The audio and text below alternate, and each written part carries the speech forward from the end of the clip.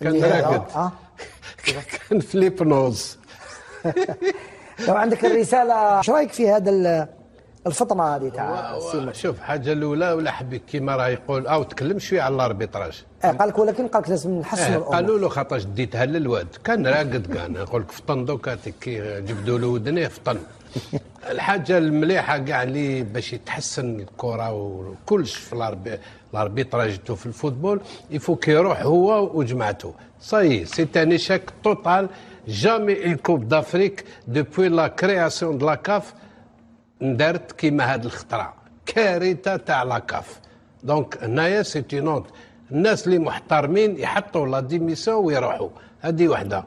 ثانيا على بالك لو كان كيما راه يقول يتراجعوا على لي ديسيزون اللي صراو. لا، ما قالش يتراجعوا، قال نراجعوا لجنه القوانين تاع لجنه الانضباط، باسكو ما عجبوش هاد لي سونكسيون. ما عجبوش هاد القوانين. لي سونكسيون. لي سونكسيون بلوتو. سي تري غراف. كاو يتكلم على هذه يضحكوا عليه انا في الخارج. منا يقول لك نحترم لا كوميسيون، نحترم هذوما، ومنا يقول لك بصح ما عجبونيش. ما عجبوكش انت لازم تروح. قال لك ما عجبنيش الحال واش راه في لا فينال، وربما كان ينتظر عقوبات اكثر صرامه. قال لك لازم نراجعوا قانون الانضباط على مستوى الكاف. اون دوا ريفوار لي سانكسيون. سا ديبون يفي اليزيون كوا. اسكو ما عجباتوش كان يستنى ينحيوا لا كوب للسينيغال. ممكن اللي ممكن هذا هو القصد ديالو. من القدام نديروها يولي مضحكه كما يقولوا، اللي يضحكوا عليه. هذا الانسان هذا اللي راح يدي الفوتبول الهويه. لين كوب دافريك ولا كوب دوروب ولا كوب دي موند، اي حاجه كوب تتلعب كلكو سوا وصرا الريزولتا اللي ربح يدي الكاس ويروح. تهضرش على الكاس كاع، هذا غير نحاه بجاه، لان بداوه بعرقهم وميريتاوه بالفوتبول بكلش. دونك هنايا المشكل هذا السخونه هذا هدم الكره الافريقيه. قلتها لك انا صافي شحال انا ما نامنش بمشي قبل ما تجي لا كوب دافريك ودا نعرف بلي مسكين هو مدايرينو تما كما يقولوا يجي غير السينما. هذه وحده. ثانيا سيردو انت ديرنييرمون تكلمت، قال لك قانون، كاين قانون. انا قلت لك قانون ما يكزيستي في حتى حاجه تاع السربيته هذه ولات حاجه السربيته.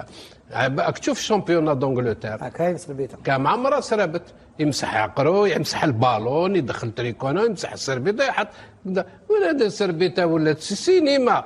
ربي سبحانه فضح لا كاف.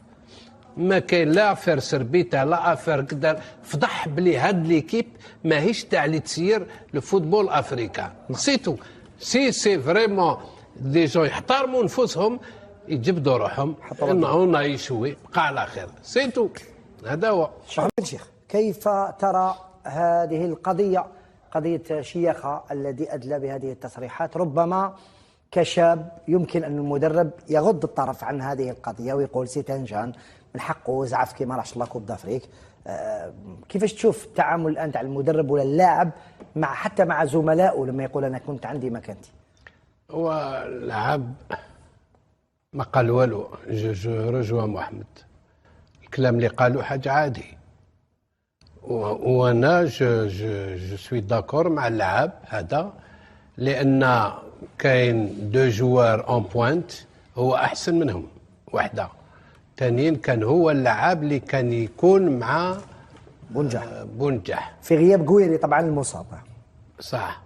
وزيد كنا نحاول نلعب يلعب مان بدون افونسونت. ما كانش يلعب بونجح. ما كانش بونجح. انا نظن افيك تو الاحترام للمدرب هو اللي خير بيان سور، احنا نمدوا راينا، ولكن هذا احسن من هذوك زوج لاعبين. لكن انا نعاود نولي واش قال امين اكساس قال لك يتكلم على اللاعبين الاخرين كانهم مسجلين اهداف. حتى هذا اللاعب كان يعاني من الاحتياط، ما كانش يلعب كثير، كان يلعب في بطوله دنماركيه متواضعه جدا، ما راهوش يلعب ايضا في ضعيف على الدوري القطري. ضعيف على الدوري القطري. لا نتكلم لكم، ما تحكيليش على الدوري القطري، نتكلم لك على الدنمارك وماهوش يلعب في فريق كبير ولا سي ان جون كي ياريف يفالي ثاني ينتظر الدور تاعو. بيان سور. حتى مازاكي جا قلنا كاع لا ميم شوز. لعب 3 مينوت دار اكسيون مليحه من مع شياخه مع الشياخه بعدا، والشياخه اللي كان يتحرك يدقدق في لي ديفونس ادفيرس، ومن بعد ولا ما يلعبش هنا في الكلوب تاعو ولا في ليكيب ناسيونال. ولينا نقولوا انت منهم الاولي يا سي رضوان، كنت تقول المدرب تاعو هذا ماهوش يلعبوا، او يقول نخل مازال له الوقت غير هكذا، وحنا قلنا الكلام ما كاش الوقت اللي فوق يلعب. وكي ولا يلعب بدا الولد يبين لا فالور تاعو هكذاك. هذايا خليه يلعب، ما يماركيناش يا سيدي، ما يعطيلو لا شونس نشوفوه. يعني. لا اعطيلو لا شونس نشوفوه يلعب مع هاد ليكيب ناسيونال، يلعب من بعد نشوفوا، من بعد نجي واحد ماهوش يماركي هو مليح ماهوش مليح. احنا السيد مسكين ما دخل تحرك مليح نهار لعب، ومن بعد ما حقروه نحي جاب لنا في اكس ايكغيك قالوا لك في زوج ما يلحقولوش. القانون تاع السربيتا عليه قانون تاع السربيتا، كاين قانون في الفيفا اللي يقول لك ممنوع تمس معدات تاع الحارس، ممنوع تمس زيكيبمون تاع الحارس. السربيتا في بارتي دي زيكيبمون. رضوان هاد الزوج عباد هادوما، كاين معاهم الثالثه او غير قدامهم داو كره الافريقيه للهاويه. شو نعطيك برك واحد، شكون الثالث هذا اللي قدامهم؟ واحد رئيس اتحاديه قدامهم غير قد جا نعطيك حاجه برك، لما لا عطاو جائزه اللاعب النظيف. المنتخب المغربي. لا لاعب حكيمي. كيفاش تعطي له لاعب النظيف تعاقبوا على تناقض كبير. هو كي قال لك ما عجبوش لي سانكسيون باسكو البلد المنظم. لا ما قالش ما عجبونيش، باش ما نكذبوش. احنا الرساله مكتوبه بالفرنسيه بالعربيه وبالانجليزيه. هو قال لجنه الانضباط لازم نعاودوها، وقال ما عجبنيش وشعرت باسى كبير على واش صرا في لافينال. علاش حتى واش صرا في لافينال؟ من قبل ما تلحق لافينال صراو بزاف حوايج رضوان. نعم. من بدات اول المقابله هما في المشاكل. زيد لجنه الانضباط علاش؟ خاطر طلبوا منهم، انت تعرف باللي البلد المنظم طلب من الكاف باش تنحي لا كوب دافريك للسنغال، وهذه عمرها ما صرات في العالم. ما يقدروش باسكو جا انفانتينو مدوها لهم. هي عمرها ما صرات، تبهديله هذه، تبهديله كبيره. وكان عاودوش رجعوا صح، ولكن عاودوا رجعوا لعبوا. شوف نعطي لك انايا في 76 في 76 المغرب ما خرج من الميدان. انا نعطي لك ضد لاكيني خرج رضوان، خرج من الميدان، كان خاسر 1 مقابل 0، وهذاك الوقت ما كانتش كما دوكا، كانت على شكل بطوله 4 فرق فقط. خرج امام لاكيني، خرج وعاودوا له 15 دقيقه من بعد، وفي الدقيقه 86 عدل النتيجه لعب فارس، بعديك داو لاكوب. ولكن اليوم رضوان الاتحاديات الافريقيه ولا ما عندكمش تبن في كرشكم، باسكو علاش راهم ساكتين؟ كاع عندهم تبن في كرشهم، الور ولا كاف على بالهم باللي الاتحادات دايرين غلطات، ولكن يغمضوا عليهم باش خاطر يحتاجهم لما الانتخابات في الانتخابات. اليوم ولا كانت عندكم جرأه انتم لي فيدراسيون لي دو تير لازم تنزعوا الثقه لهذا المكتب هذا، خاطر هذا المكتب هذا ماهوش يخدم مصالح الكره الافريقيه، راه يخدم مصالح ديالو. والله شوف في الرساله عجبني الكلام الاخير. قال لك لازم الدوره الافريقيه هذه كاس افريقيا لازم نرجعها من بين احسن دورات في العالم. انا نقول بعد الفضائح هذه التحكيميه ولا تاع الصرف النهائي، ولا انا نقول بالله بالك واش رانا في 2026 بالك 2090 بالك تقدر تكون، والله العظيم تقدر تكون من بين احسن. يجي جيل واحد اخر كذا، باسكو بهذه الامور اللي صراو لا يتحدث وحدث في المغرب، كانوا باسكو كانوا حابين المغرب يدوا بطوله باي ثمن، وهما عندهم فارغ غلطوا. واش داروا هكذا؟ كانوا قادرين وكان ما داروش هذوك الامور، باسكو زادوا الضغط على اللاعبين تاعهم. صح. زادوا الضغط ثاني، الصحافه العالميه اللي كانت تتكلم عليهم دارت عليهم كاع، خاصه بعد الفضائح التحكيميه. لهذا نقول بهذا كما نقولوا الناس تاع الكاف وخاصه على راسهم موتسيبي، كره القدم الافريقيه ما تتسقمش، باسكو على بالنا احنا كيفاش تصرى الامور داخل الرياضه الافريقيه، كيفاش تجرى الامور.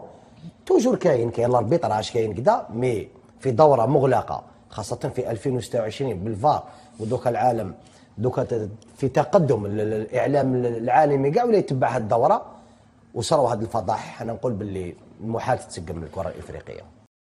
محبوب الملايين، مقدم قناة الكأس وبرنامج المجلس العربي الذي عرضناه في بطولة كأس العرب الماضية مع شلة من محللي الوطن العربي على غرار علي بن شيخ الذي كان حاضر لأول مرة، بالإضافة إلى الضيف الذي ظهر أول مرة اللي هو حسام من جزر القمر، الذي صار ترند عندنا في الوطن العربي، وهو الآن موجود في قناة بيان سبور يمكنكم مشاهدته، أيضا إلى جميع الشلة أحمد الرواس والمغربي وغيرهم. قد قال يعني كلمات جميلة جدا في خصوص المنتخب الجزائري وعن قوته وتأهله للبطولة القادمة أو للدور القادم من بطولة إفريقيا التي سيواجه فيها منتخب الكونغو، وقال أنه حاليا صار وقت الحسم. كل المباريات الماضية قدم فيها الجزائر أداء جيد جدا، نعم، نعترف بذلك، وتصدر المجموعة بفارق كبير جدا في الأهداف وفي الأداء وكل شيء، لكن حاليا صار وقت الحسم، وأنه منتخب الجزائر سيواجه منتخب الكونغو، المنتخب العنيد جدا والذي استطاع تحقيق التعادل وتعادل في النقاط في المجموعة التي كان فيها منتخب السنغال المرشح الأول للبطولة والثاني أفريقيا. منتخب كونغو الديمقراطية منتخب قوي جدا مثل ما قلنا لكم، كان متقدم أيضا على منتخب السنغال في المباراة، لكن السنغال عادت وعدلت النتيجة في آخر الوقت، بالإضافة أيضا إلى أنه استطاع أن يسحق منتخب بوتسوانا في الجولة الأخيرة بثلاثية، مع أن كانت تقدر أن تكون الغلة أكثر لكنه حسمها بثلاثية نظيفة.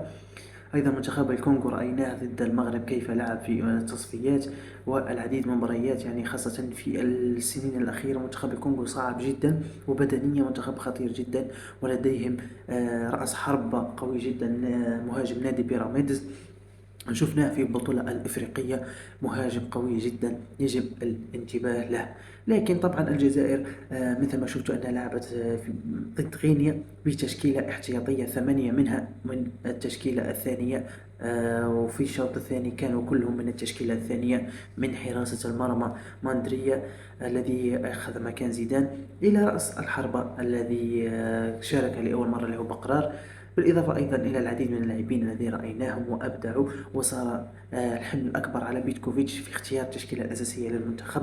نتمنى له أن يعطينا أداء رائع جدا ضد الكونغو ونتأهل، بالرغم من أنه مسار الجزائر صعب جدا، إذا انتصرنا يمكن نواجه نيجيريا، ثم إذا انتصرنا يمكن نواجه في المغرب في نصف النهائي، ويمكن نواجه السنغال ومصر مشارف في النهائي إذا تأهلنا. لدينا أمل كبير جدا في هذا المنتخب، لم نرى الجزائر تلعب بهذه القوة منذ زمن طويل جدا، يعني آخر بطولة أو آخر مرة الجزائر حققت انتصار في بطولة أفريقيا قبل هذه كانت في النهائي ضد السنغال بهدف بغداد بونجاح. دورتين لم تستطع الجزائر تحقيق فيهم الانتصار، ولم تستطيع التأهل إلى الدور القادم. الآن صارت من أهمية بطولة إفريقيا أكثر وأكثر، خاصة أن من البطولة القادمة التي ستكون في 2028 أظن، أو التي بعدها ستكون بطولة أفريقيا مثل كأس العالم، ستأتي مرة كل 4 سنوات، لذلك ستكون بطولة مهمة جدا للمنتخبات. كل توفيق منتخبنا الوطني الجزائري وكل الفرق العربية.